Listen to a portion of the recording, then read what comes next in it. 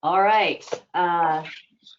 We are back from closed session, and I'm reporting out that we have rejected a claim received by Telstar Instruments Incorporated that has been made available for public inspection already. We received that claim on July 31st, 2020, and we are formally rejecting it. Is that sufficient, Andrea? Yep. Item number 5. Oh, I did that already. Approval of agenda. Are there any changes to the agenda?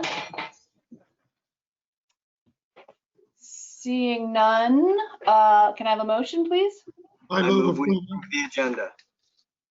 I'll take Michael and let Tom. Would you like to second that motion? I'll second it. Okay, thank you. Roll call, Julia. Yes, thank you. Borstein, Yes. Gaffney, Aye. Kelly, Yes. Beggs, Yes. Scylla.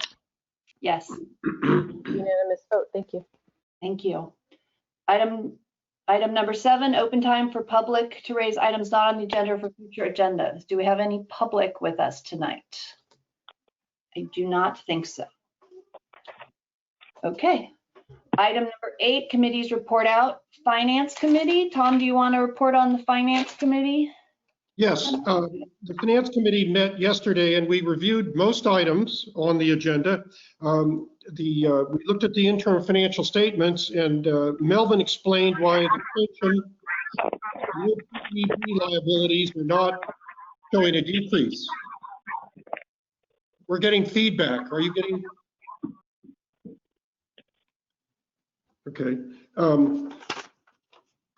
We discussed the contract with H&R Plumbing to rehabilitate 7 lift station wet wells. And this is important because they're causing saltwater intrusion and their bid was really, really low. So it's a favorable bid and the staff has worked with them before they're good. We discussed the purchase of the 15 rugged laptops. They're expensive each one, but they're high quality and provide a lot of bells and whistles for laptops in the field. We also reviewed a change order that is being reduced by over $200,000 and discussed the lease. We considered adopting a new job description agenda item 13. And currently we have 35 positions budgeted. And I think we have 3 or 4 that are currently not filled. Staff can help with that. But this is a new position showing that we're kind of going from high capital intensive to more rehab and operation and maintenance now.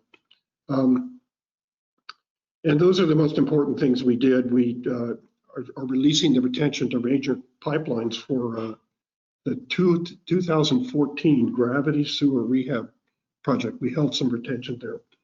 And they finished the project in Bolinas Avenue. That was an emergency project. Anything else, Mary? No. I would just say on the rugged laptops, they don't have a great resale value. I mean, it's not worth leasing. I mean, we'll get, I think that's in the consent calendar. They're not worth leasing because by the time we beat the junk out of them, they wouldn't be able to be resold. So it's necessary for our high caliber staff to be well connected to our technology. So it makes sense. If I can add on to that. Uh-huh.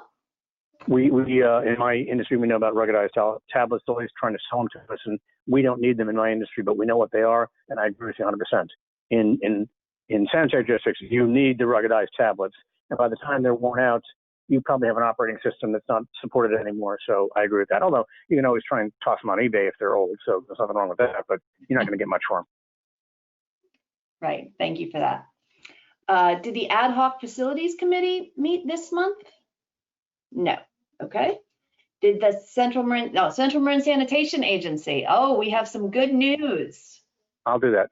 I'm happy to meet that. Thank you. So let me start by saying we had a great compromise from the subcommittee of Michael Bornstein and Mary Beth Bushy. And despite the fact that the Ross Valley Sanitary District is 50% of CMSA, we have not had not been board president in many, many years. And as you know from previous discussions, we just thought that was unfair and not appropriate.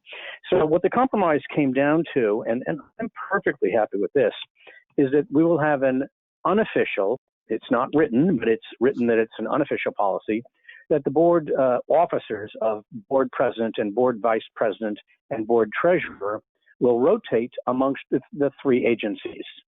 I don't think Mary Beth Bushy wishes to serve. So, for example, the dean from San Rafael served as board president. He has now stepped down, and Michael Bornstein is elected as the new board president. The vice president is Eli Beckman of Corte Madera, and the treasurer is Dean. So next year, presumably, Eli would become the president, and Dean would become the vice president, and a Ross Valley Sanitary District board member would become the treasurer. I think that's an outstanding compromise. I think it's a matter of the agencies, not the people. It is understood that you need 3 votes to be elected, but it's great, and we now have a board president at Central Marin Sanitation District from Ross Valley Sanitary. I'm very proud of that. Very proud of the compromise and the hard work to get that done. Next, so any questions on that? Wait, I want to comment, please. Okay, sure. So Doug, I'm going to give you major kudos for being the catalyst and the leader on this. You really deserve major recognition, and I will let Mary Beth Bushy know that. I don't think you should. That won't help. Wait a minute. She's a tough cookie, as you know. And so to negotiate, I'm sure it's your leadership that created that. So good for you guys. It's really a sad day for us because we can't work out our differences, and you won't. And I've been here for 9 years, so that's okay. I don't really care anymore. But I have to say, Doug, that you led the troops, and you actually did it on our board, and we'll see what happens. But anyway, good for you. Thank you. I think Michael did a good job too. He compromised with Mary Beth. They made it work. So I thought it was going to go to hell in a handbasket, and it worked out quite nicely. I'm going to talk to Mary Beth. Well, I thought Michael did a good job because he came up with a compromise that the San Rafael Sand could accept. So I give Michael a lot of credit as well as Doug. Mm-hmm. As do I. And Mary Beth too, because she wasn't. That's not where she was going, but that's where she landed, and that's great for her. Okay, next, and thank you, Pam. I appreciate the kindness. Cogeneration system installation project. This cogeneration project is really expensive. The total project budget includes $6,681,401 for construction, engineering services during construction, remaining engineering pre-purchase payments, and construction management. And that's just fiscal 21-22. So we did pass the installation project and adopted the contract documents and authorized public bidding. We'll see where that comes out in. The Cavallo's engineer's estimate for the construction project is $5,719,000. But I want to remind everybody that we're going from when we had the older cogen engine, it was planned that we bought a new one, and then the new one would be in place about a year from now, or maybe less, maybe March, April, May, June next year, and that the old one would be rebuilt. Well, as you all know, the old one shot a rod, if you will, and blew up. And we were paying, Michael, if you remind me, what was that? $50,000-$60,000 a month in energy. But now that we got the old one replaced with a replacement unit, we're now selling energy to Marine Clean Energy every month. And with the new project, we'll be selling more of that. The other issue of the project is we've made it so that in the project, we'll be able to go from no energy on PG&E to our own energy smoothly. it had been in the past that everything stopped, and then we had to do something go to diesel, and then we had to go to do something to go to our old cogen. At any rate, it's a great project. It's very expensive, but in the long run, it's just going to save the repayers a lot of money. Michael, do you have anything to add to that? Off of mute. The main thing is, in the olden days, if PG&E cut the power, we couldn't run on biogas at all. We had to only run on diesel, which meant we had to flare all of the biogas. So for instance, during the last PG&E cutoff last year, when we were off for 4 days, we had to flare all of that biogas, and we were running on diesel power. With the new one, we're going to be able to do what's called islanding. And because of the way that we're going to be doing the electronics, that will be seamless, where we'll be able to cut. Well, when PG&E goes off, our computers will start, our circuitry will start up the diesel at the same time while running our current cogen engine. And then the diesel can phase itself out or back in as needed if we can't produce enough power. But we're running at about 98% biogas right now. So it's a very good thing. It means we'll be able to bring in more biostock fuel from our sources. And so it's good for Marin Clean Energy. It's good for the environment. It's a really good for everybody going into the future. So it's a very exciting thing, and it should be up sometime next year. Excellent. I agree with all that. The other thing is we are going to update the San Quentin pump station, the generator, transfer switch, exhaust fan. The good thing about this is this has to be done. The San Quentin pump station is on San Quentin property. It's the one where we had some low-level San Quentin prisoners work on that.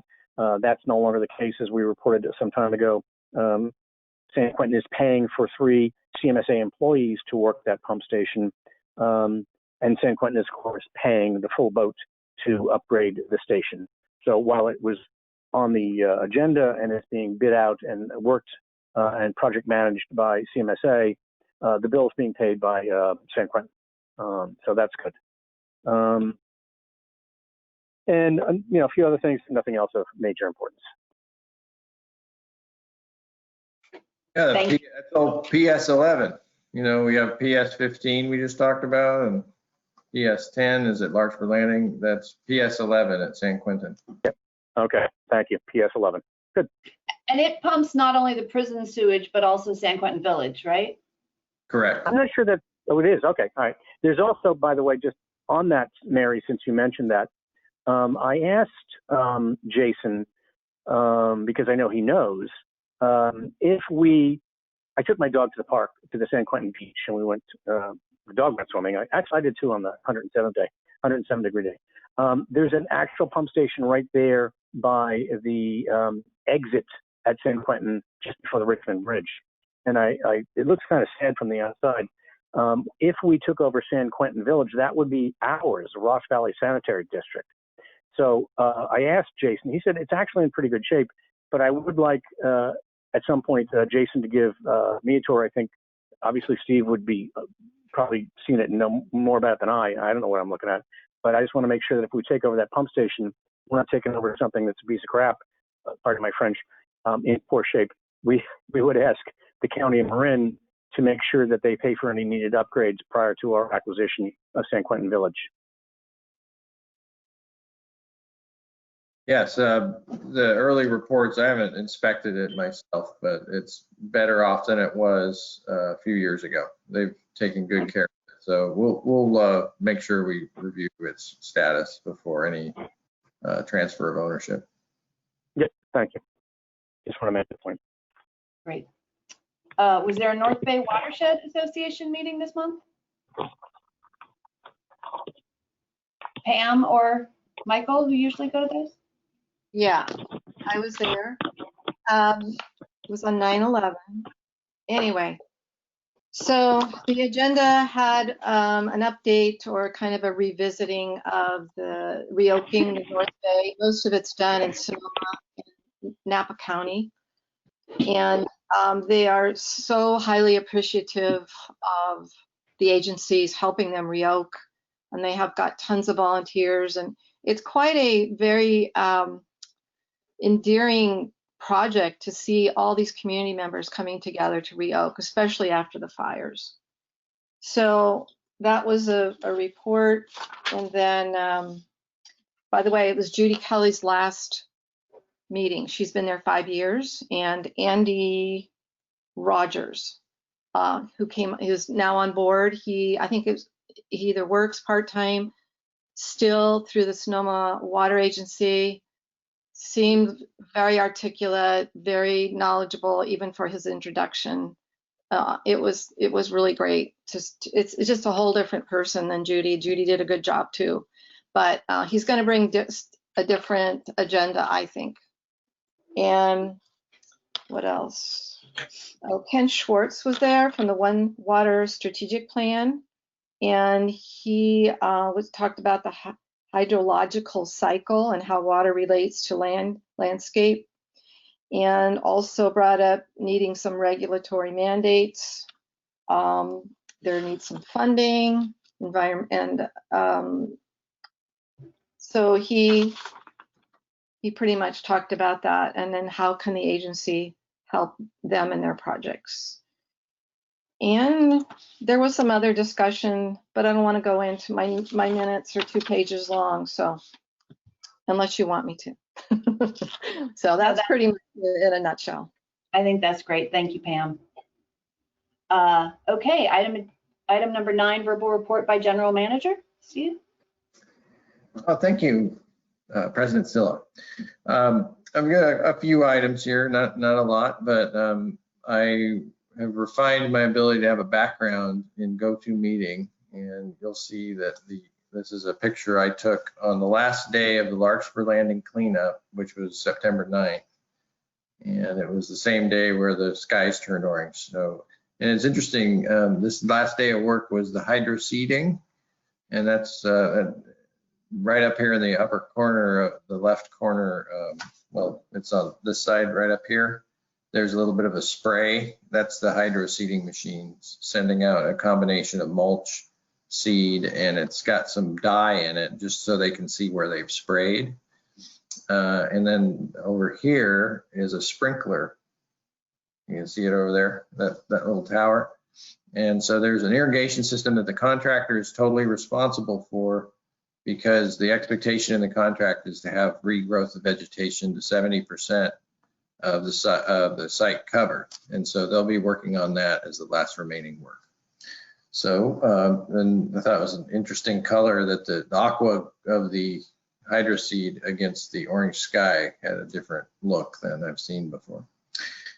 So that's good news. Really, we're looking at 45 to 60 days to try to get a letter from EPA saying that the site has been cleaned up to the conditional approval. So we're working on that very carefully, and we brought them all along. They've been attending meetings, so we're cautiously optimistic that we'll receive the paperwork that we need.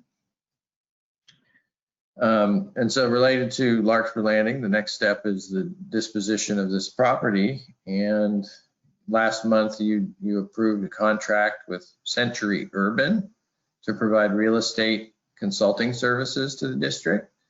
We jumped right in, and I think we've had 3 meetings at this point with them. A couple of meetings one week, and 1 meeting last week. And what we're doing is we're helping them develop materials for the first board workshop. And we're currently estimating that to be at the end of this month or maybe the first week of October. So we're still working with some dates. We'll get with you about that. And so we want to kick off the public process. And so we'll be in touch with you about that. I wanted to let you know that we delivered an updated letter of intent to sign the lease or to have a lease agreement with Comcast for the 1111 Anderson building. We sent that last Friday. So hopefully this will lead us to conclusion of the lease negotiations. We're working on making an official application to FEMA this week for $85,000 or so for eligible phase 1 expenses per FEMA's definition. And they relate to things, expenses we've incurred due to COVID-19 that are fairly straightforward. Like examples are personal protective equipment, hand sanitizer, janitorial services, those kind of things. We'll be following up with future requests for funding from FEMA related to things like COVID compliance, expenses related to capital projects like this one behind me, where I think I can count, there was the contractor had a change order for 11,000 related to COVID. There was outside third-party work to assure compliance with COVID regulations. That's, I think, another $10,000. So we're also keeping track of those expenses, but they're not in the first wave of our claim. And then finally, I wanted to let you know that a little side project, the Friends of Corte Madera Creek approached me about water quality sampling in Corte Madera Creek for water contact recreation, basically bacterial indicators that would be an indication of impacts from the collection system on water quality and whether or not it's safe to swim in Corte Madera Creek. You may have observed people enjoying, during the hot summer, during the heat wave, swimming out by the rowing club or even at Piper Park. And so I got the Friends of Corte Madera Creek together with the lab at Cmsa. They received the training on sampling, and the Cmsa lab is doing the analyses for bacterial indicators. And we received the first data on August 31st. And it meets water quality standards. It's safe to swim. The water quality standards are Enterococcus based for salt water. And they were non-detect for those type of bacteria. So it's an indirect indicator that, during dry weather, we're not leaking into the Corte Madera Creek. And that's, my hypothesis was that it would be safe to swim because of the hydrodynamics of that estuary. Actually, the clean bay water goes way up into the concrete channel twice a day. So there's really good flushing through there of clean water. And the first data indicate that it's safe, but they're going to continue on a weekly sampling that we encourage because, this is part of an indicator of our performance as an agency on protecting the environment. So it's the good news, tell your kids it's safe to swim. But we'll keep an eye on it, and then also, as a rule of thumb, when it rains, I'd give it 4 days before I would go swimming, anywhere around creeks, just because of the overall bacteria associated with pet waste or transient folks and other impacts from stormwater. Okay. That's a very big change from 50 some odd years ago when I was rowing crew at Redwood High School, where they said, "Don't fall in. Don't get kicked out of the boat. If you do, go home and wash with bleach." Yeah. So I'm glad you. Quick question, Steve. There's 2 sites. One at the rowing club and one is at Piper Park Pier. Okay, go ahead. A quick question. When we sign the lease agreement with Comcast, do we have 6 months from that date that we take over and we start paying, or did we agree on a particular date to start paying?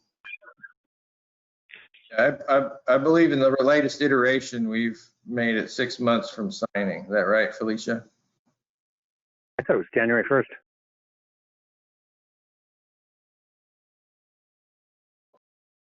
I can't hear you, Felicia, even though, Felicia, can't hear you.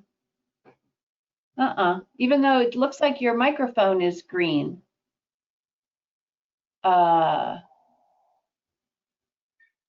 Okay.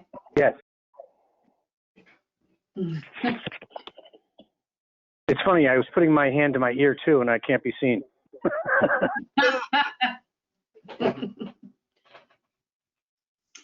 Steve, even I though thought it was January the samples in Corte Madera Creek are being taken that far down, it's all connected. So even up by pump station 15, like where I walk my dog and he runs around in it, still the same applies, yes? Yes. Okay. Those are indicator sites. They're kind of, downstream a bit, but like I say, tidal excursion and slew systems like that go 2 to 4 miles in one tidal cycle. Yeah.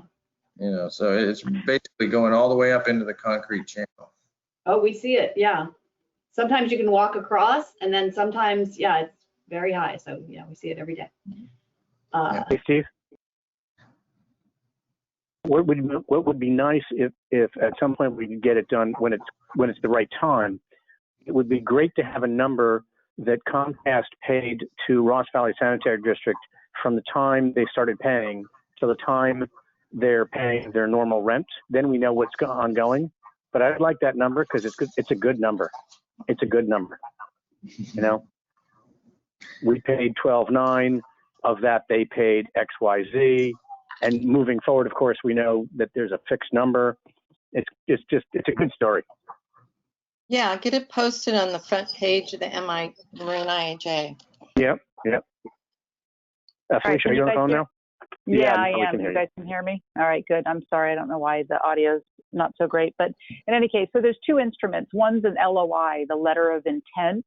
And then the second's the actual lease agreement to the addendum, to be even more precise, because there is an existing lease in place that the district has inherited as the property owner. So what we're really doing is creating a lease, an addendum to that lease. But first, we'll have to agree on this letter of intent. And so the letter of intent that General Manager Steve Moore was just referencing that we sent off to them, it asks that we give them rent reduction upon execution of the lease. So they are paying full boat until we get through the actual final lease agreement. And the reason that we employed that strategy, well, I guess I shouldn't go into too much detail because we're in open session here and I don't want to talk too much about our negotiations, but it was important from the district's perspective to keep the process moving, and that is some level of incentive that we think that Comcast has to avoid paying the full rent amount for as short of a term as possible. So we're again trying to just use that as a little bit of leverage to get to the final lease agreement.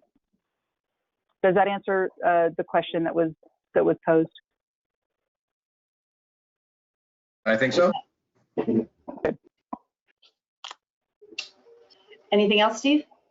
No, that concludes my report. Thank you. I have a question, please. Go ahead. The Kerner building, I'd like to get an update on that. I understand that Ritter House has offered a bid to buy it, and I'm wondering what is happening with that. Are you actively selling it, or is that just some gossip, or what's happening with that whole scene? That was my understanding is that was an unsolicited bid, so it's basically meaningless. We couldn't sell it to them anyway. We'd have to offer it to public entities, and we would, yeah, that was like, somebody sending me a letter saying, "Hey, Mary, I'd like to buy your house." I'd be like, "Well, Okay. That's very nice, but I like my house and it's not for sale." Okay, great. So Thanks for no the negotiation. clarification. Okay, so moving on to item number 10, verbal report by board members and requests for future items. Does anybody have a verbal report they want to make here or request? I just have one, I don't know if it's an item, but I know we did the scholarship, and I think the 31st was the day they were all due. So I'm really excited to hear if you're finished the, the tally or whatever's happening. Thank you. I don't know if that warrants an agenda item, or Steve or Felicia or whoever, or even Steve and Mixis can update us on what's going on at that right now. Would that be okay, Andrea? Okay. Sure. Mixis took himself off of mute. Do you want to tell us what's going on with the scholarship? Yes, we have a couple of applicants, and I sent an email out to the college counselor for Tamalpais as of this yesterday, and looking to hear back, seeing if we can get some more applicants. But we have a couple in the docket, and we extended it to the end of this month, so people still have an opportunity if anyone wants to bring the word out. Thank you. Any other board members have reports or requests for future items? Doug, no. Hearing none, I'll move on to the consent calendar. Does anyone have anything they'd like to pull from the consent calendar? Yeah, I'd like to pull the meeting minutes. Okay, A. Anyone else? Okay, Doug, what's the question about 11A? I just wanted to clarify that my question on, let me find it again, I apologize for that. On the, hold on, the real estate, the first one was, I was clarifying, are we required to go through part 2, part 3, part 4, part 5, and we're not. I want to just clarify that because that's a lot more money. Which item was that? I know what you're referring to. Hang on, I'm sorry. I had that note and then I changed to look at something else and I put it aside. I apologize for that. Hang on. That's okay. It looks to me like it's item number 12 on page 9 of 102. Yes, or actually 10. Yes, thank you. Yeah. Next page. No. Page 10. Okay. So do you want Julia to make that a little more specific? Please. Okay. Do you understand, I'm Julia? sorry. And so can you say what your clarification is for reference? Hang on, if you can, hang on, let me find it. I'm so sorry. No worries. My understanding is on page 10 Okay, of... no, it's page 10. Yes, thank you very much. Page 10. I asked for clarification about what will come to the board after phase 1 because there was 6 phases, was it? If I remember correctly, 6 phases. And phase 1 was $1 amount, and then 2 and 3 and 4 and 5 and 6 for different dollar amounts. And at the time I was saying, what are we buying into? And so I want to clarify that I wanted to know what we were buying into. Were we buying into all 6 phases, or were we buying into phase 1 and phase 1 only? And could the other phases be bid out, canceled, altered, or whatever? And I just wanted to clarify. That was my concern at the time, and it remains a concern. And so I wanted to clarify that question. That was page 10, and thank you, President Silla. You're welcome. You understand? Okay, thank you. Yeah, okay, Yes, great. thank you. All right, there's nothing else that anyone wants to pull from the consent calendar. Can I have a motion? I'd move to adopt the consent calendar. Second. Doug and Michael? Julia, will you call the vote? Yes, thank you. Borstein, Yes. Gaffney? Director Gaffney, you're muted. Sorry, yes. Thank you. Kelly? Yes. Megs? Yes. Scylla? Yes. Unanimous vote. Thank you. Thank you. Item number 12, consideration of approving a 1-year lease amendment with Anderson Place Associates to be executed by the general manager for a total amount of $50,976. Steve. Yes, this item requests the board's approval of extending the lease at the warehouse facility for another year, which will most likely overlap with our move into the new warehouse at 1111 Anderson, just down the street. But just out of necessity, we won't be able to complete our operations there and be able to move out of there until we have a place to move into at 1111 Anderson, and we won't be done by November. So we don't really have a choice to do less than 1 year. And we think that the expense, while it is an expense, it's still very much worth having this facility as a bird in the hand, as they say, the ability to use it as a storage unit as we transition to the new site. So the expense really isn't exorbitant compared to the value, and we recommend extending at least 1 year. Thank you. Yeah, I think we're all familiar with this rental agreement. Go ahead, Tom. Will the new warehouse have a shop just like the old one? Will there be a shop there? Yes, it will. Go ahead, Mixes. Yeah, it'll have a full functioning shop and all the tools, servicing for the vehicles, correct, especially with the ability to come in through the back entrance, yes. We're also getting Steve a swimming pool. Just kidding. Hot tub. There's a drainage ditch in the back. Yeah. Sadly, the swimming pool is still. Yeah, but it will obviate the need for this rental situation completely. Yes. Great. That's right. And part of the original scope of what we looked for and found at 1111 Anderson, that it really checked that box as a viable warehouse space that replicates the function we have at the current leased facility. Mm-hmm. All right. Any other board member questions? No public to meaningfully go out to, I don't think. So, yes. I move approval of the lease, of extending the lease for 1 year. Second. Okay, Tom and Michael. Julia, will you call the vote? Yes, thank you. Borstein, Yes. Gaffney, Yes. Kelly. Yep. Megs, Yes. Tilla, Yes. unanimous vote, thank you. Thank you. Item number 13, consideration of adopting new job description and salary range for operations and maintenance superintendent position. Steve and/or Felicia? Yeah, thank you. I will hand it over to Felicia. I'll just say that in this year's budget, we did create a new position of, we called it Deputy O&M Manager. It's functionally equivalent to this Operation and Maintenance Superintendent. And it's an unrepresented position which mirrors in many aspects the inspection superintendent position that we are sunsetting with Dennis's retirement, Dennis Gavalos.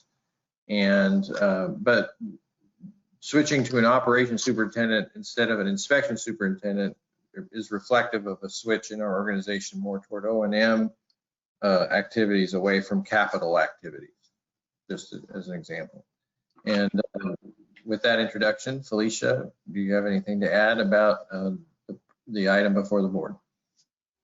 I would just say that it, there has been a number of sort of title and position changes over the last, say, year and a half in the organization, specifically within engineering and operations. And Steve Moore and Steve Nixis and I have really taken a very close look at the individual positions as they became vacant and tried to consider what those job duties were being held by those individual positions at the time. And then as the vacancies occurred and kind of accumulated, as you remember, we had the technical services manager vacate. It was in July of last year. Then we had the engineering technician position vacate in September.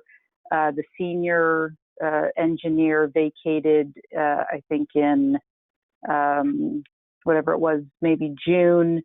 And the superintendent, inspection superintendent, vacated in March. So we had 4, pretty significant positions vacant, and it gave us an opportunity to really consider the needs of the organization and hone in on some specific needs in, as Steve Moore mentioned, in operations. So we're very confident that this new job description, while maybe technically replacing the inspection superintendent position in terms of its unrepresented classification, and it's somewhat similar salary, although at a lower salary range, does encompass a broader scope of responsibilities, being a supervisor over the 4 operations supervisors in the O&M department and reporting directly to Steve Mixis as the O&M manager. And I'm sure he's very pleased to and very excited about filling this position, because he's the breadth of responsibilities that he's undertaken over the past, just this last year, and in fact since his appointment, is very broad, and I know he could use the support with this position. So with that, unless Stephen Mixis has anything to add, we're certainly available to answer questions from the board. Thank you. Mixis? Again, I'm really looking forward to this position, as it will deal with safety, the competency-based training. There's a lot of other facets, and what I figure I get to do is concentrate on the strategic plan, implementing all the other elements of that. And I'm really looking forward to the ability as we transition from the capital aspect over to an operational aspect. So it definitely makes sense when it comes to operations and efficiency. Great, thank you. And in the finance committee, we talked about the number of FTEs the organization has, and it's really staying at about 35, whereas, you know, some years ago, I think we floated around 40, or at least got up to 38. And so I think that the leadership of the district is really doing a great job of looking at what we need to be done and what qualifications of folks we need to do those jobs in a dynamic way. So I appreciate that, and that we're still keeping the number of FTEs static or lower. Do other board members have questions or comments about this item? Yeah. I would, President. Go ahead, Okay. Doug.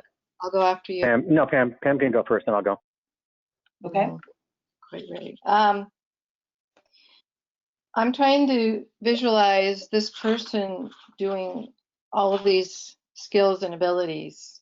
They must be a superwoman or superman. I mean, I've worked with various managers over the years in the hospital, and I've always kind of just looked at their job skills and whatever's required of them. But I have some concern that it's so broad and so much that it may overwhelm them. And I'm just wondering, I have concerns about how ambitious it is.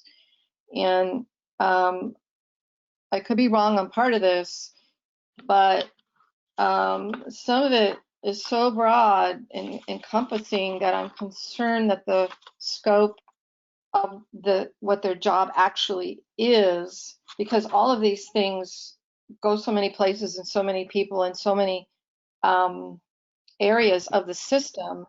I'm worried that they may not be very good in one place, or how can they do all these things and really do a good job? So that's my concern. And are they going to be in charge of how many employees? Because I'm assuming that some of the employees underneath this person will have to perform the duties for the new superintendent, correct? I'd be happy to address those questions. Pamela, you do make a great point. The breadth, the scope of these job responsibilities is pretty impressive, which actually speaks exactly to the scope of responsibilities that our current O&M manager, Stephen Mixis, is responsible for at this moment in time. And so what this position does is it supplements, it supports his department management, which is in fact responsible for all of these areas. The number of people that this position would be supervising is 4. And those are the 4 operations supervisors. Those are field supervisors, represented positions. Again, this is an unrepresented position. Those 4 operations supervisors that this person is responsible for supervising are responsible for the district's pump stations, line maintenance, line repair, and condition assessment divisions. So this is a really actually nice fit between those field operations supervisors and the operations and maintenance manager, who is, again, as you've correctly pointed out, responsible for all of these very important areas of the district in the O&M department for the organization. I hope that answers your question. Some of it, because it doesn't really say who they're going to be responsible, who this person's going to be responsible for, and how is he going to utilize the people under him or her. I don't know. I'm trying to look at this with a grain of salt, but I'm like, it's going to scare people off, I think.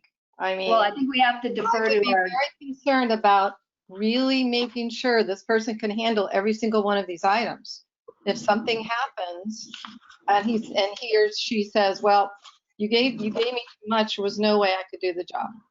So I don't know. I'm on the fence about voting for it. I'm just wondering. I appreciate the feedback, but we're very confident in the scope. I know, I hear your confidence. We also are specific, there is specific direction in the essential skills, which is to provide coaching and direction to operations supervisors in developing staff's performance goals and objectives. So there is specificity as far as who reports to this position. Right. Who wrote up this job title or the job definition? You wrote it up?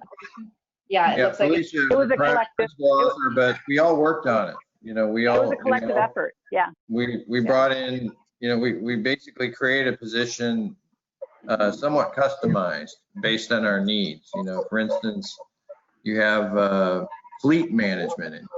You know, some of our, when we go through the example job descriptions around the region, we picked different aspects and created this position, being thoughtful about the actual work we need to do. Yeah, and I would say Steve Mixis actually does deserve a lot of credit for creating the body of this position, because it was really important for him to identify the areas of support that he needed in his department. Just a second, Michael. Doug wanted to ask some questions too. I see. I all hear right. a radio in the background or something, some talking something. Okay, it's gone. All right, Pam, Go are ahead. you, is that all your question? Okay, I'll take that as yes. No, I'm still on the fence. Oh, I meant, did you have more questions? No, I want to hear what other people have to say. Obviously. Doug, do you have questions?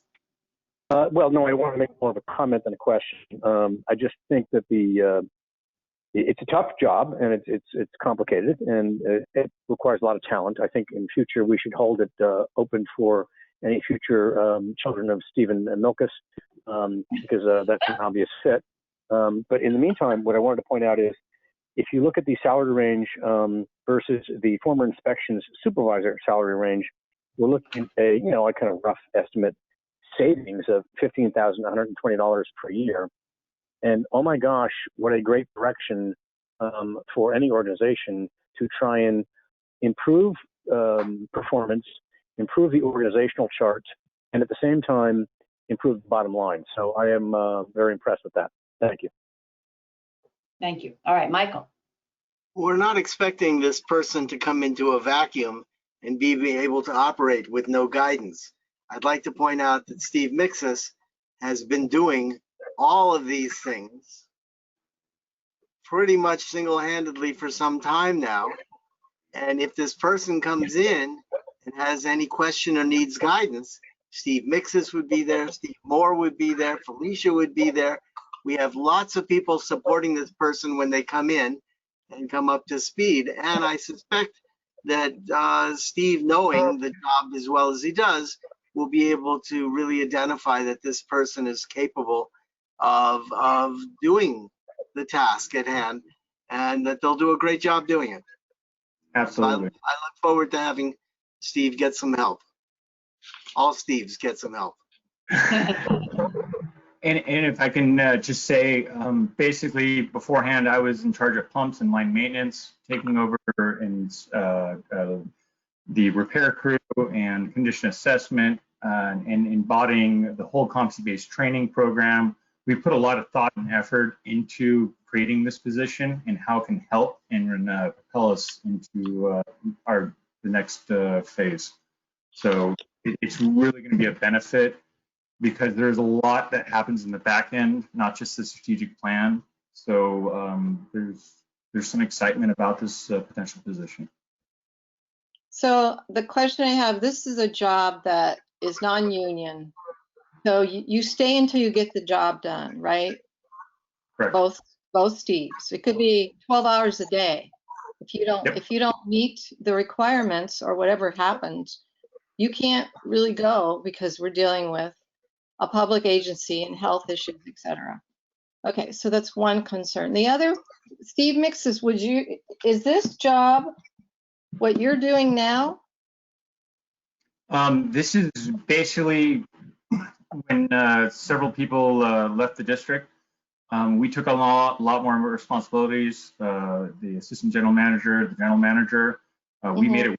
I think it's been a complete success, but to propel us further into the technology, using the new aspects of the CMS and all the other things we want to create, there needs to be a little help and backup for me personally. And so I can delve into all the public outreach aspects with Gold Street, easement planning projects, and everything else. So you're not asked, go ahead, sorry. No, please go. So your position right now would be over this new position, correct? Yes. Okay, correct. I'm slightly confused. So my last question, I think, is, oh God, brain dead. Oh, are you asking for any experience? Yes. Where is it on here? Did I miss They it? need a grade 3, CWA grade 3, Oh, it's on the back here. on the last part of the job description. So Okay.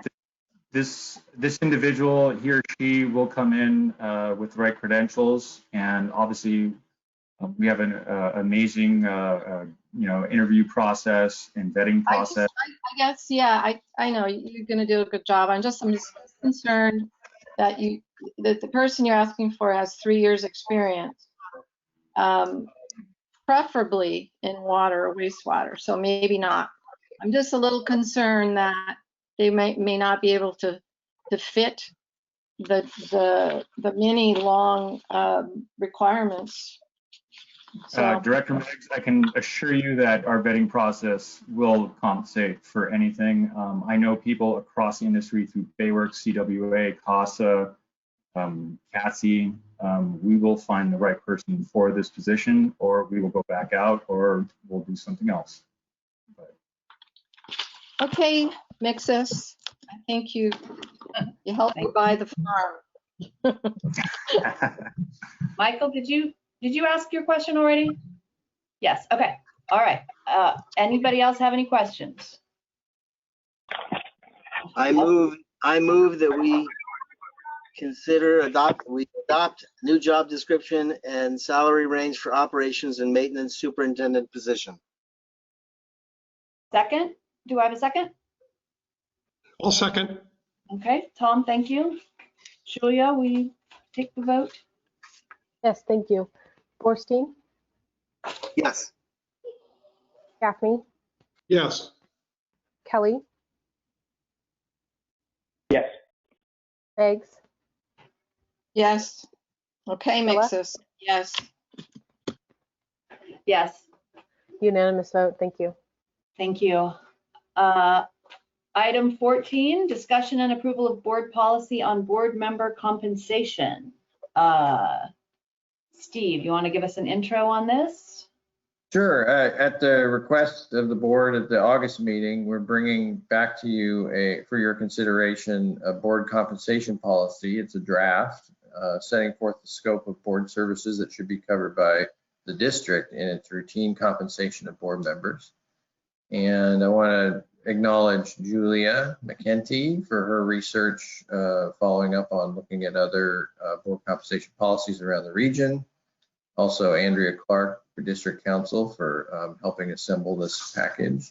And, you know, as a team, we put it together, and we have I'll draw your attention to attachment D is a simple table that we're proposing going forward for the fiscal year 2021 to next year put on the board website to meet the intent of the grand jury's transparency expectations for websites and board compensation. So that's an example of how we can keep track of compensation in a little more granular way than we have in the past. And with that, I'm happy to hand it off maybe to, Andrea, do you have any comments to that? I don't think I have anything else to add. Just happy to answer any questions of the board. Yeah, and I'll just emphasize that this is completely up to the board. What staff has done is put together, you know, what we, you know, based on what we heard and try to summarize what the practice has been. But it's completely up to the board to direct us on how you want us to formulate this policy. And the example, attachment A, is an example of how that might look based on current practices. But you can change that, and it's up to you to decide as a board and to direct us. Thank you. Thank you. We discussed this at the Finance Committee meeting, so we've got a, you know, and actually I know that a couple of board members attended that besides as members of the public, so heard that conversation also. This is just to make clear sort of what our practice is so that we all know, and to be internally consistent rather. We don't legally have to do this. So I wonder what people's thoughts are about it, particularly attendance at ad hoc and temporary committee meetings, which I think there was an inconsistent process about. Language that jumped out at me in the existing ordinance is under section 1, paragraph B, for each day's service rendered as a member by the request of the board. So by the request of the board, I mean, that certainly is if we appoint somebody to go to, say, North Bay Watershed Association. I wonder if that also equally applies to going to a conference. Not to say that I don't support the money for going to conferences, but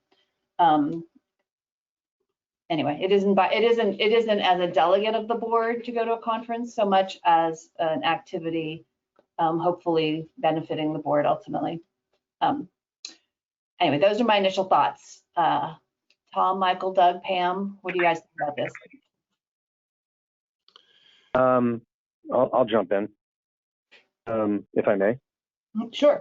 First off, one of the things I'd like to make sure is in answering the grand jury's report, I'd like to be clear that as part of this ordinance, it would be nice if we said we will have a year-end report in conjunction with the recommendations of the grand jury.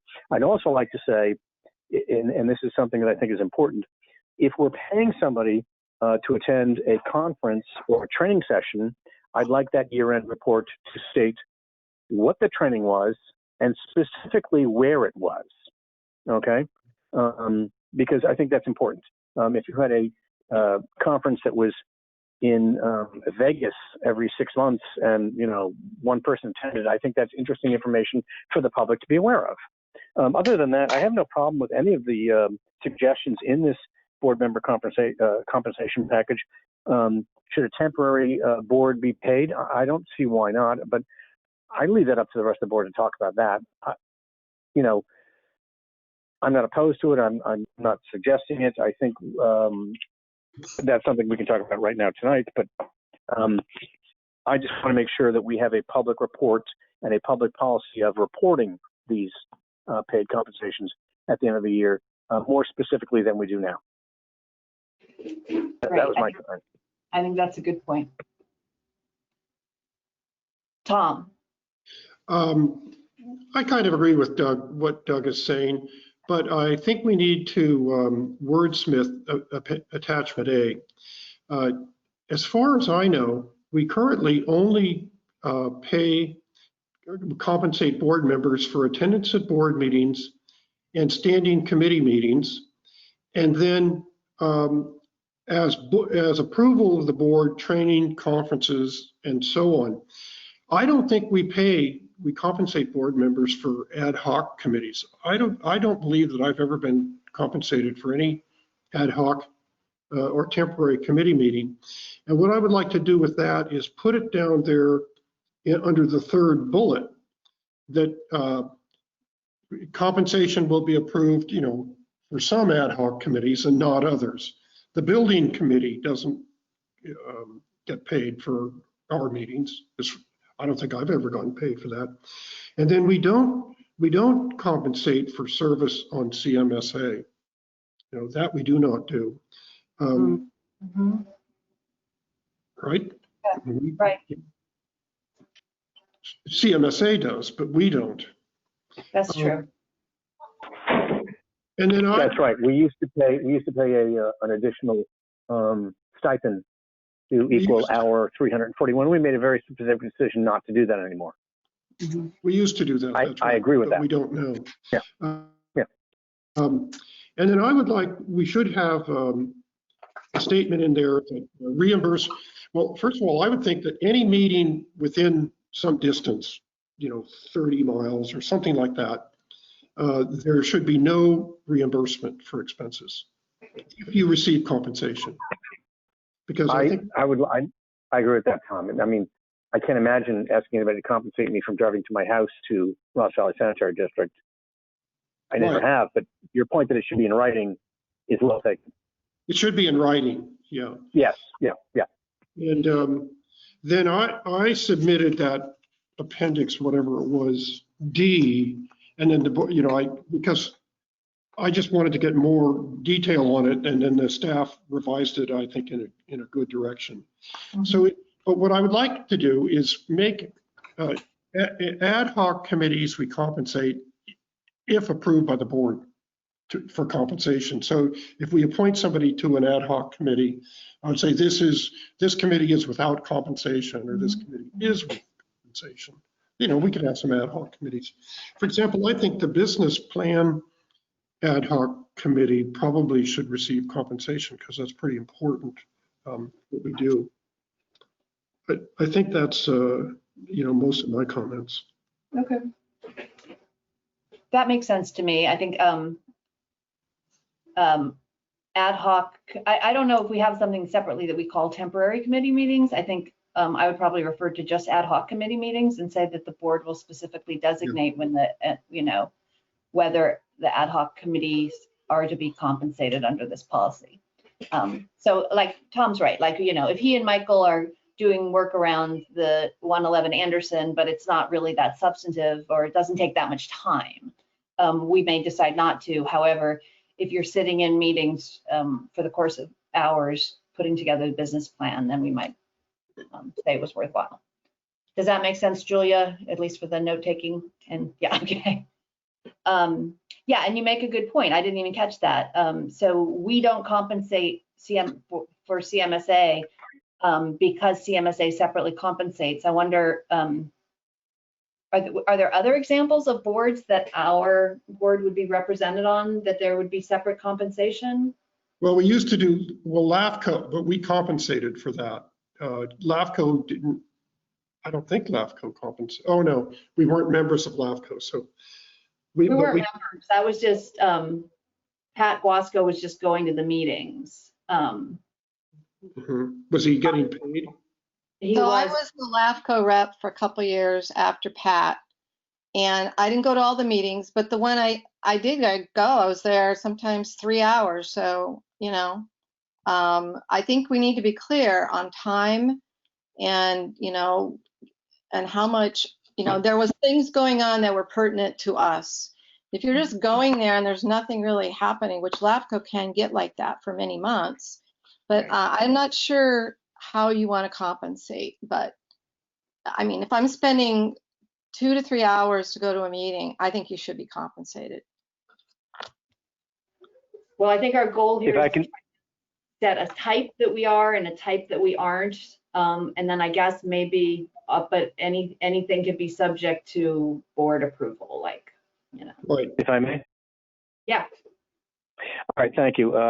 I think you're both right, Mary and Tom. The main thing is the board should approve it, period. But Yeah. secondly, and this is my suggestion for direction for Julia, is, and I want to be clear about this because I want to talk about the transparency and the annual report. If somebody's on a board, on a temporary or ad hoc committee, for example, the facilities management or facilities search subcommittee, I think it's important to put on the end of year report that this person was on this, his compensation was 0. He had 5 meetings, she had 7 meetings, her compensation for the 7 meetings was 0. Because that's just as important on transparency as they got paid. Because some people say, you know, you got paid for everything. It's like, well, actually I didn't. You know what? I had 16 meetings this year I didn't get paid for, so I'd like you to know that. It's just as fair to us as it is to the public. Good point. You asked about other liaison assignments. There's a new one that just came up, which was the Marin County CSDA local chapter asked, and we joined them in April, and you know, designated the president of the board as sort of the voting member of that group. And that's, you know, 1 or 2 meetings a year. Okay. With the general manager as a backup. I thought they meet every couple of months or quarterly or something. Steve said 1 or 2 meetings a year. I don't know. Yeah. And so are those compensated by CSDA, or you're saying? No. There's no policy on that. So they We put them in the category of board approval. Right. I think there'd only be 2 up here, attendance, you know, at board meetings and standing committee meetings. Then everything else would be subject to board approval. Okay. That's fine with me. I mean, and then when we appoint somebody, we'll just designate whether it's eligible for compensation or not. I'm sorry, did you say, Tom, conferences included or not? Well, conferences are down there in the 3rd bullet. And so when there's a CASA conference, for example, it's on the agenda. It's generally in the consent calendar, but we approve it. And if somebody wants to go to CSDA, you know, we vote and approve it or not. You know, that's the way I think we ought to handle it. Can I jump in on that? Yep. If CMSA in the future is a Zoom or GoToMeeting thing, I think we may wish to consider a different compensation. So for example, this year I didn't go to CMSA, CASA. I didn't go to CASA at all. If I had gone to CASA, did I go to 4 meetings in that day, or did I go to 1? So if I went to 1, I don't think I should get the same compensation as if I went to 4. If you go there physically, well, then you're there and you're leaving work. But seriously, if I do CASA and I attend 1 meeting in the morning from 8 to 9, and then I go to work all day long here remotely or in person, that's different than if I'm in the meeting wherever it is. So I think we should consider that. We have time enough to do that, but I think a direction on, again, to Julia, to look at a proposal that she could bring before the board when you're attending these meetings. Again, how many meetings are you attending and which meetings are you attending? You know, Right. It's not fair to go to 1 meeting and get $341 and somebody else goes to 5 meetings that day and gets $341. What are you doing for the ratepayer? Yeah. Well, I- except the way the way they function, you know, the last day of the conference is usually a half day. It's been that way for years. So there's no control over that. But there's Well, also, no, that's different, Pam, because you're there. You're still in that town. I get it, but No, you're if still in you that have town. half your day to be there, I can't go to work. I can't go No, to the that's right. hospital. I have to take the whole day off. I have to take vacation time to go to these conferences, and I've done that for years, and I've never been But compensated. Pam, he's No, agreeing. no. He's Oh. agreeing. I'm agreeing with you. I'm Sorry. saying if you're doing it remotely by Zoom and you're attending a meeting from 8 a.m. to 9 a.m. and then the rest of the day is yours, I don't believe you should be compensated the same rate as if A, you're in the meeting, let's say in Palm Springs or Palm Desert, or B, if it's not a full day and you're attending an 8 to 9, a 9 to 10, a 10 to 11, a break for lunch, a 1 to 2, and a 3 to 4, that's different than just 8 to 9. So I you have still to report to the board don't- accurately what I don't- meetings you attended. Yeah, I hear you, but if my whole day is taken up, whether it's Zoom or not, and I'm not able to work at the hospital, and you're saying that because it's a Zoom meeting, that it may not warrant to be reimbursed, it doesn't give me, I'm like, wow. I just think. Okay, well, that's fine. We can From talk what about that. I'd ask yeah. Julia. I'd ask Julia to write Julia under the direction of Steve and Felicia to come back with some suggestions. But Okay.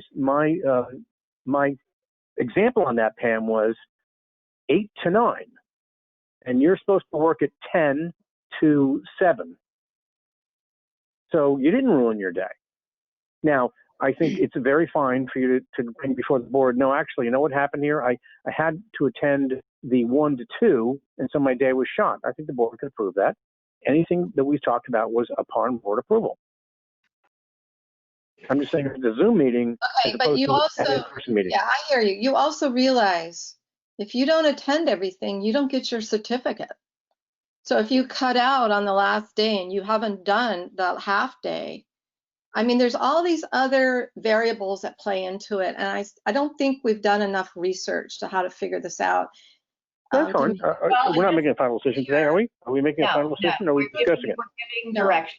So let me pull it back because I feel like we've gone down a Zoom, path, which may or may not be something we actually have to address in the future. So if I'm hearing you correctly, CASA has talked about going to remote meetings permanently, even after the pandemic is over or we have a vaccine. Is that correct?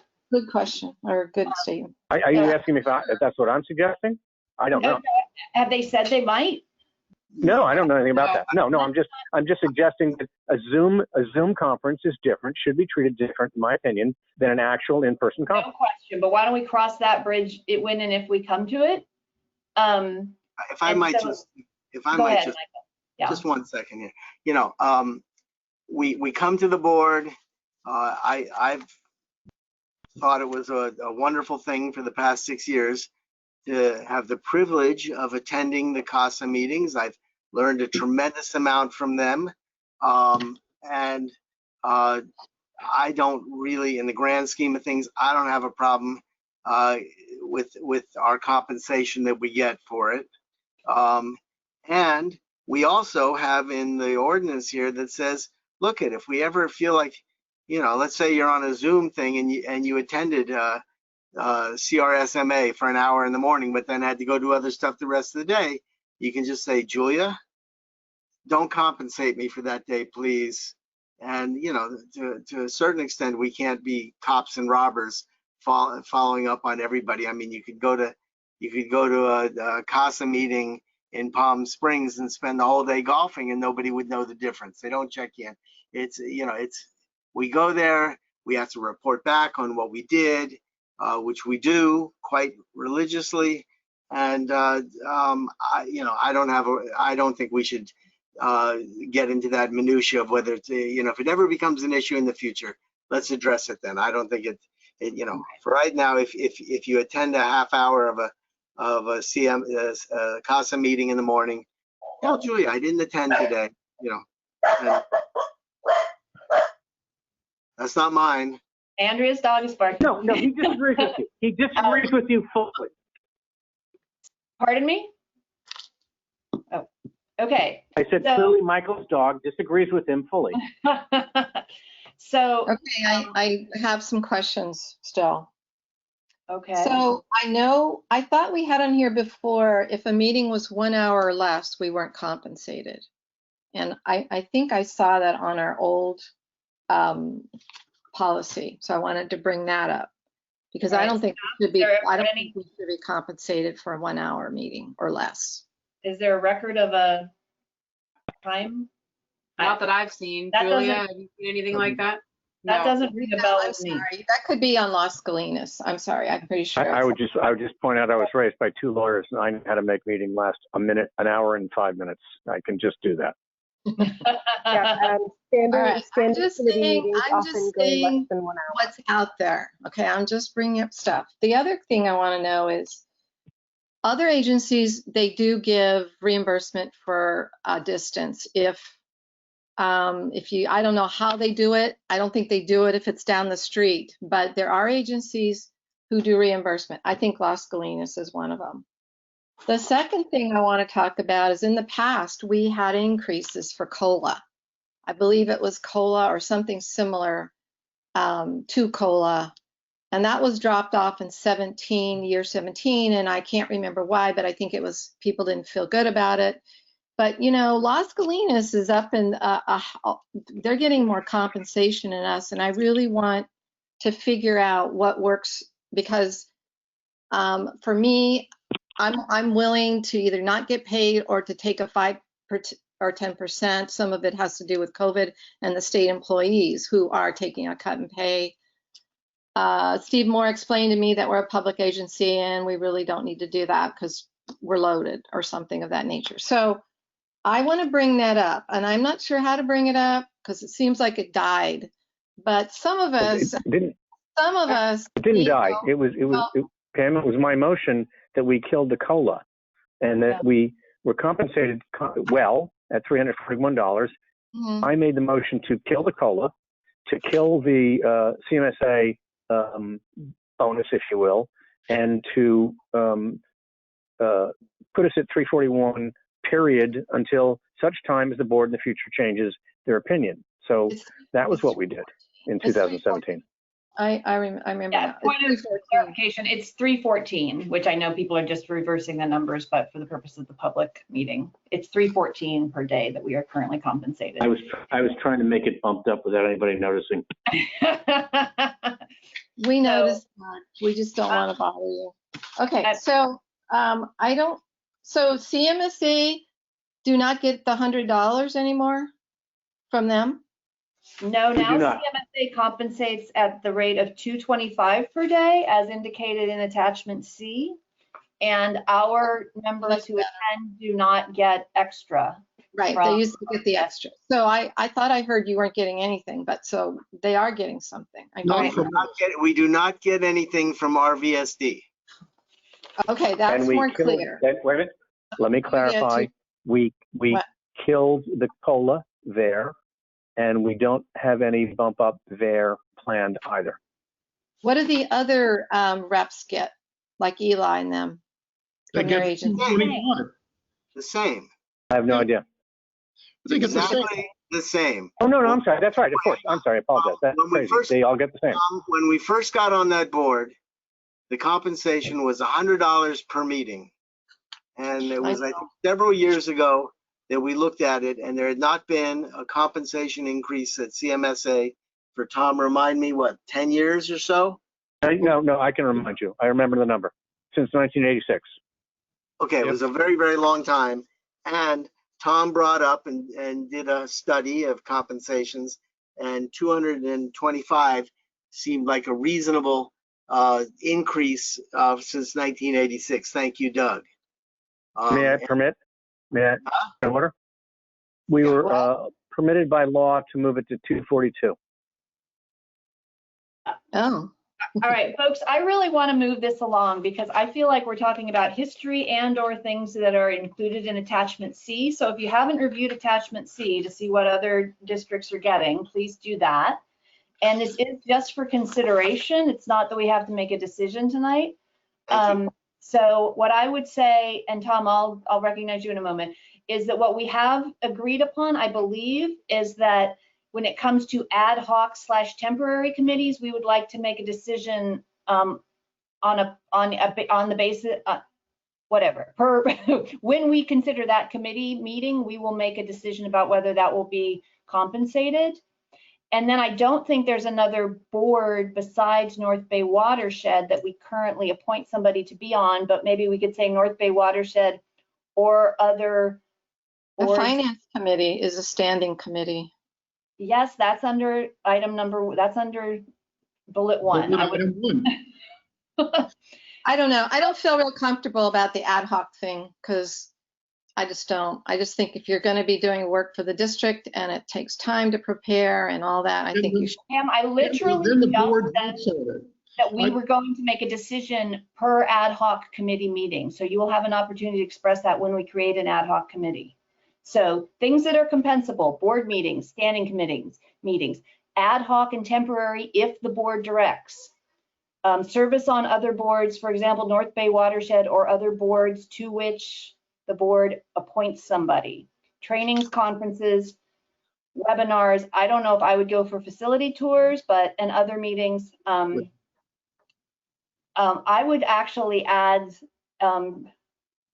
seminars, webinars, facility tours, and other meetings that we make a decision as a board at that point. I don't know. Yes, at board discretion. I think it's going to be difficult. That means you're going to have to get board approval. Like I want to do a webinar, so I'm going to have to wait. And in the meanwhile, the webinar may happen. Are That's you suggesting you'd like to be paid $315 to go to a webinar? I'm saying to get the board approval for a webinar, and it doesn't time with the board meeting to get that approval, you may not be able to go to that webinar. That's what I'm saying. Well, It's a lot of. I would say that's a good use. That's a good stewardship of ratepayer money. Then I don't want a board member to be able to say, "Oh, I woke up and I decided I wanted to do a webinar, and I'll get paid $314 for it." That wasn't my plan, Mary. I don't really appreciate that, like you're insinuating that I'm saying that, because I'm not. What I'm saying is, if you want to make it easy for us to get reimbursed, if we're going to have to go through hoops, people are just going to say this is too much. And Right. I do want to talk about the conferences. Yeah, right. So they won't. So education's not important for this board. I guess I have never known somebody to go to a webinar and report back something to our board. Maybe Because we don't get paid for it. We didn't get paid for it. And I think I questioned it once and it became such a, we don't know. So I just said, forget it. But the conferences are major. It's a huge educational place, networking with others, learning from each other. You know, I just think everybody should go to a conference every year. And that's how I feel about education.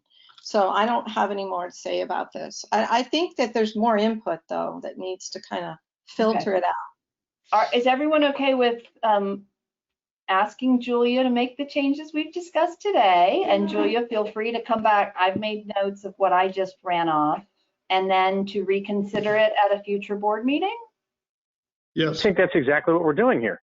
Yes, okay, just making sure. May Okay, I make a request of the board? Yes.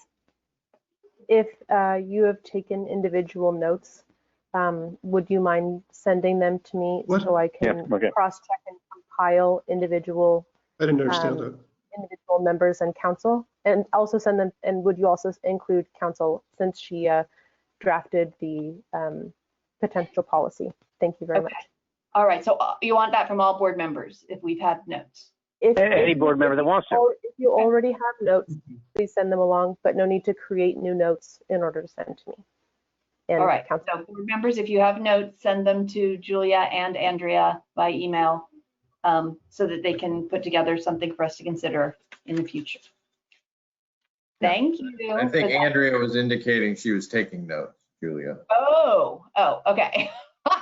Great. I thought Sorry. she just wanted more email. I wasn't sure what thumbs up See, are. Okay, great. you- Perfect.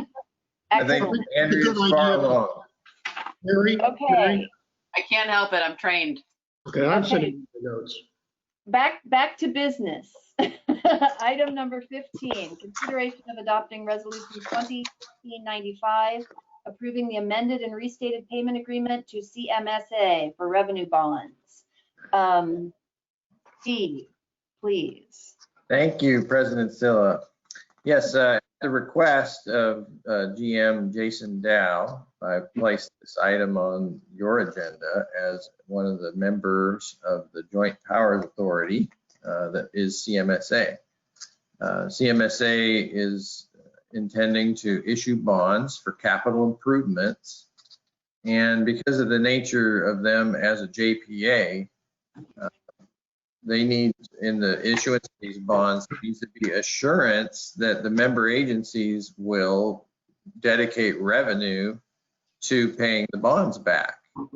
So that's, and a similar action was taken by the board here in 2015 for issuance of bonds by CMSA. So just as a 50% owner, as we talked about earlier, of the treatment process, of the treatment plant, the bondholders need these assurances of our revenue getting dedicated to that purpose. So this is an update of the payment agreement for treatment service, and it's amended and restated, and it's really just to be relevant to this current bond issuance, and it's been structured according to the bond council for future bond issuances. And I don't know exactly how that is, but that's what they said. So this package, it also has some updates relative to 2015, in terms of we're known as Ross Valley Sanitary District, not SD1. And also Larkspur is no longer a member of the CMSA independently. They are no longer part of the JPA. So amending, restating the payment agreement with those differences is another reason to update the documents. So with that, I recommend approving the package so that CMSA can issue bonds and make necessary capital improvements in that world-class treatment facility that we are partners of. Thank you. Yeah, the main thing I thought this was about was removing Larkspur, who was a signatory to the previous bond resolution, and no longer didn't need to be at that point, in my opinion, but no longer is on this document. Any questions or comments from the board on this item? All right, seeing There are none. no questions. I move that we adopt resolution number 20-1595, approving the amended and restated payment agreement relating to Central Marin Sanitation Agency, CMSA, revenue bonds, and authorize the general manager to execute the amended and restated payment agreement for treatment service along with other JPA member agencies. Do I have a second? I'll second. Thank you. Julia, will you call the roll? Yes, thank you. Borstein, Yes. Gaffney, Yes. Kelly, Yes. Meggs, Yes. Scylla, Yes. unanimous vote. Thank you. Thank you. Item number 16, consideration of authorizing the general manager to release retention in the amount of $72,500 to Ranger Pipelines for the FY 2014 Gravity Sewer Rehabilitation Projects Group A. Steve. Thank you, President Silla and board members. This item is being brought before you because another example of monetary amount over $50,000. According to our financial policies, the general manager is authorized to act on behalf of the board for construction expenses $50,000 or less.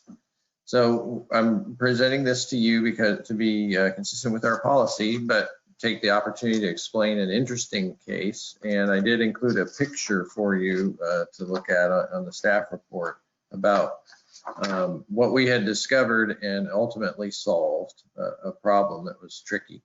It was a subcontractor to Ranger, actually, that had used the wrong temperature range when they did cured in place pipe work. One of the first projects coming out of the cease and desist order. And, back then things were going fast and we weren't maybe watching things quite as closely as we do these days. And later on, we found this debris in accumulating at the pump station, Kentfield pump station bar screens. And we're asking ourselves, where did all this tape mess come from? And we worked back into the system and figured out there were faulty installations. So with any contract, we always withhold 5% of the billed amount. It's known as retention. So as part of the contract amount, we're continually holding within each project code in our accounting system 5% of the contract amount. And you see when we issue notice of completion, as we did today under a previous board item today, we release retention as part of the notice of completion process. And so there's incentive for the contractor to come through with the punch list and solve all defects before handing over the project and delivering it officially. At that point, we release the retention. In the case of the fiscal year 2014 project, Group A, we withheld a portion of the retention pending a mutually agreeable outcome of this issue of defective installation, the cured in place pipe rehabilitation work. It was actually 28 different pipelines throughout the district where this was a problem. And it was an SSO risk. Our pipes that we were lining are only about 6-inch diameter. We line it, they get a little bit smaller, and got all this tape and spaghetti in it. It's just and then grease can attach to that, and it was a real problem that would eventually create a lot of overflows. So we worked with the subcontractor. We first had to verify though that the epoxy resin pipe liners were of structural quality that we could accept them and not have to go back and reline them. So there was a process that took a long time to get to that evaluation. That's why it's been so long. We finally verified the structural integrity of those pipes, and the final stage was to clean the pipes of the tape using high pressure hydrojetting by the contractor, with us in attendance, making sure they were getting the right pipes. And we then verified using CCTV that the pipes were in acceptable condition. So it was a multi-step process. And now we are satisfied that the district has a quality product that will get a good 5 decades of service out of, and at least. And with that, we recommend that it's time to release retention, and Ranger is very happy about that. Great. Do any board members have any questions or comments on this item? If I remember correctly, Steve, you said that this is not money that's coming out of a current budget. It's money from a previous budget that has been in a side account somewhere waiting for this point, and we are just releasing it at this point. Yeah, these were contract funds that were billed and we were holding in retention. And so, yes, we had cash set aside in our system. So it didn't have to be explicitly indicated in this year's budget. How much? How much is $72,500.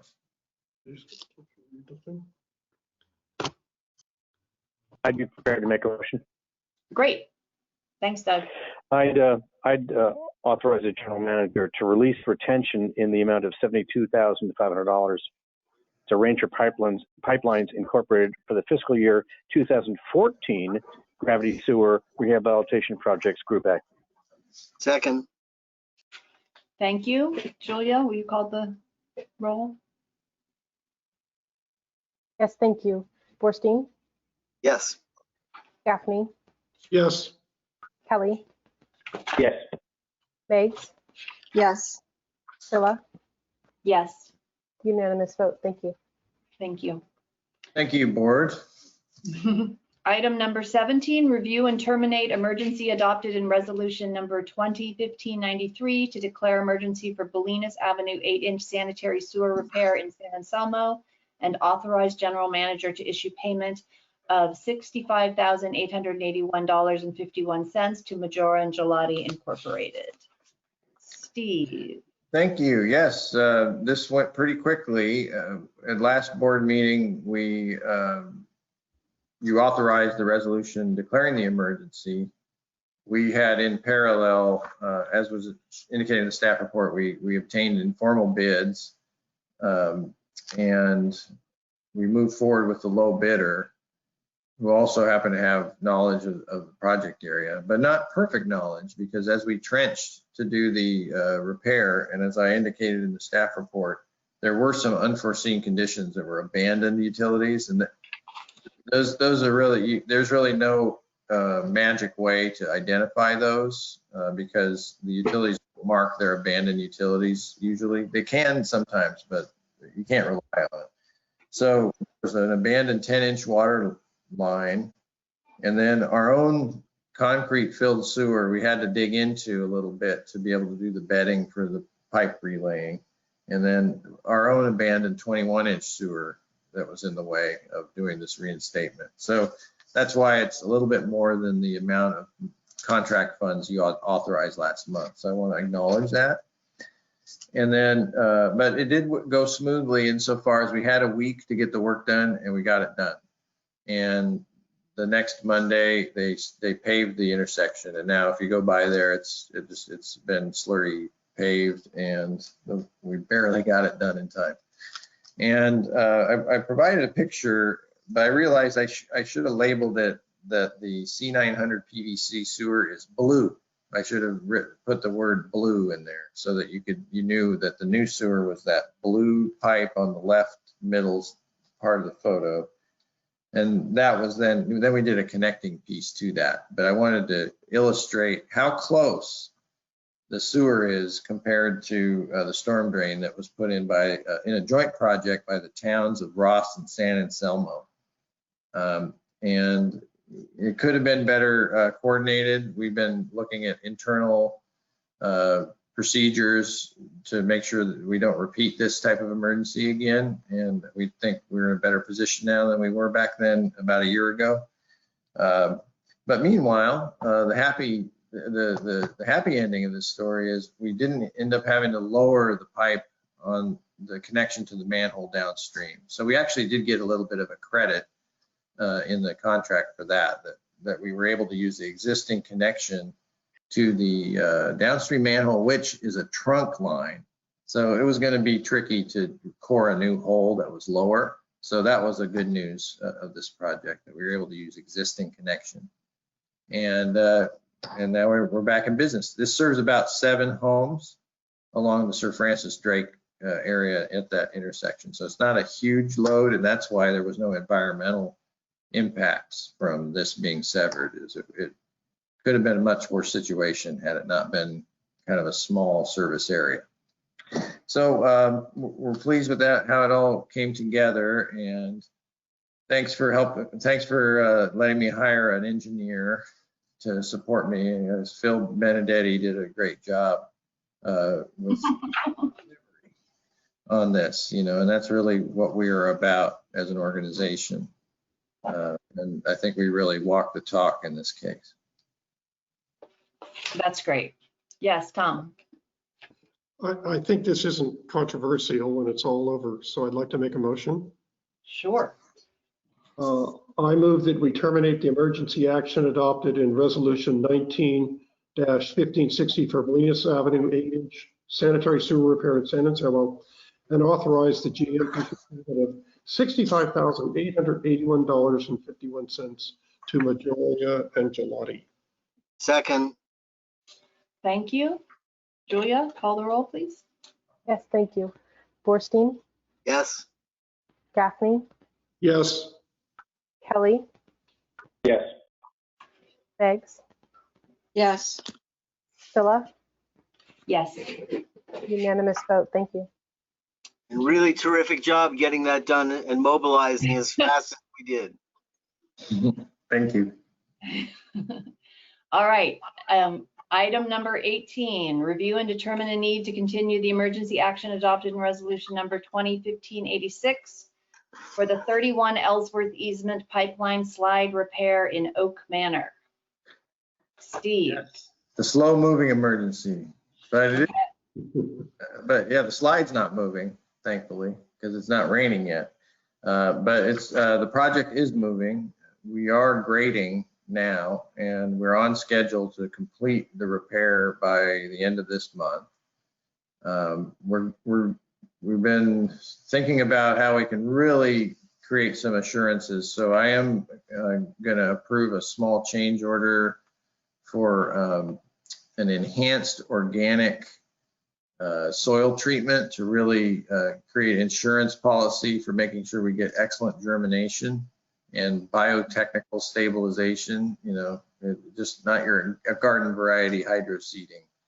So that'll be in the final analysis. It's just a couple of $1,000s, but it's really to make sure we're doing everything we can to stabilize this hillside so that we don't have any more impacts to that drainage way. And we protect the sewer, because that's really the main thing, the reason why we're doing this. So I'm optimistic that we've got a really able contractor. We're doing great with the landowner. They're kept in the loop all the way, and it's going well. So Okay, hopefully we'll terminate next board meeting. Thank you. great. Board members, any comments, or I'll entertain a motion again? I move that, hang on one second, determine there is a need to continue the emergency action associated with the slide repair to protect the pipeline along the sewer easement across trail on 31 Ellsworth Lane in Oak Manor, unincorporated Fairfax. Do I have a second? I'll second. Thank you. Roll call vote, please, Julia. Yes, thank you. Borstein, Yes. Gaffney, Yes. Kelly, Yes. Meggs, Yes. Phila, Yes. unanimous vote. Thank you. Thank you. And item 19 are performance metrics. 0 spills. Always happy to see that. That's why you can swim in the creek. No. Yeah. You could swim in the creek anyway. Anything Steve want to highlight? Oh, Tom, yeah, do you want to highlight something from the performance metrics? Well, I do. The flow chart on page 4 of 14 shows that during dry periods, our flow is like it's about 45% of the flow. And it used to be higher than that. And the wet weather, I'm getting feedback, the wet weather used to be like 55%. And so we're coming down on our flows compared to other CMSA agencies. I think that's key. And then there's a good summary of our recycled water. We're using it for both dust and I was clean. very excited about that as well. Yeah, that's really remarkable. I mean, to think about all the talk there is about, I mean, not that I'm against it, desal and conservation, and then we can just not put clean water down a sewer. Literally. I am happy to report that we have 2 new vehicles, or 2 Harbins that are being plumbed in. They'll be finalized next week. I'll be asking for CMSA for 2 more key fobs. And then we'll have 4 vehicles with recycled water capability. And then we'll work back on. So we want to go full recycled water on all vehicles. That's so great. Excellent report.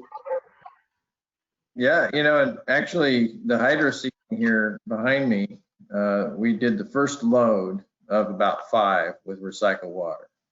And then it was just the logistics of it it was prohibitive for us to do it all with recycled water, but we were at least able to kick it off. And so we'll have that in the metrics report next month. It's a great report. Thank you. All right, anything else this evening? Nothing else, just agreeing that the recycled water and the no spills are a great testament to the ongoing talent of this organization. That's it. Mhm. I Yeah. will relay that information to field staff first thing in the morning. Thank you, board. Aw. All right, Yeah. thank you all. Have a good evening. See you next month.